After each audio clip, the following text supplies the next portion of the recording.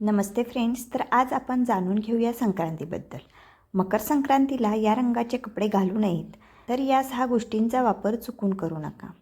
तर मकर संक्रांती सूर्य जेव्हा मकर राशीत प्रवेश करतो तेव्हा साजरा केला जातो. देशभरात मकर संक्रांतीचा उत्साह पाहायला मिळतो. यंदा मकर संक्रांतीला कोणत्या रंगाचे कपडे घालायचे किंवा कोणत्या रंगाचे कपडे घालायचे नाही याविषयी आपण बघूयात. तर कोणत्या 6 गोष्टींचा वापर करायचा नाही हे यात बघूया. नवीन वर्षातील पहिला आणि हिंदू धर्मातील महत्त्वाच्या सणांपैकी असा एक मकर संक्रांतीचा सण 14 जानेवारी 2025ला साजरा करण्यात येणार आहे. महाराष्ट्रात महिला या दिवशी सुगड पूजा करतात. त्याबरोबर तिळगुळ घ्या आणि गोड बोला असं म्हणत तिळगुळाचं वाटप करतात. तर पुरुष मंडळींसह मुलं या दिवशी उंच आकाशात रंगीबिरंगी पतंग उडवतात.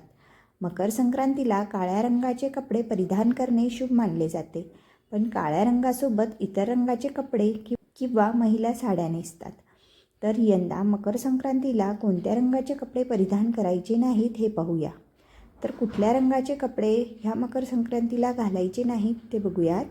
14 जानेवारी 2025ला सूर्य सकाळी 8:55 मकर राशीत संक्रमण करणार आहे. यंदा देवी पिवळ्या रंगाची साडी नेसून येणार आहे. तर देवीची वाहन वाघ असून उपवाहन घोडा आहे. तर देवीने पिवळे वस्त्र परिधान करत हातात गदा आणि केशरी टिळा लावलाय. देवीचं हे रूप यंदा कुमारी आहे, त्यामुळे यंदाचा मकर संक्रांतीमध्ये पिवळ्या रंगाचे कपडे वर्ज्य आहे. पण महिला मकर संक्रांतीला काळ्या रंगाच्या साडीशिवाय हिरवी, लाल, गुलाबी, केशरी रंगाची साडी नेसणे शुभ आहे. 6 गोष्टींचा वापर चुकून करू नका. यंदा मकर संक्रांतीला पिवळ्या रंगाचे कपडे, पिवळ्या रंगाच्या वस्तू, त्यासोबत देवी केशरी टिळा लावून आल्यामुळे केशरी रंगाचा टिळा, जाईच्या फुलांचा गजरा, पिवळ्या रंगाच्या बांगड्या, पिवळ्या रंगाची फुले वर्ज्य आहेत. तर मकर संक्रांतीला हिरव्या किंवा लाल रंगाच्या बांगड्या घालणे शुभ मानले जाते. मकर संक्रांतीला बांगड्या भरताना एका हातात एक बांगडी अधिक घालावी.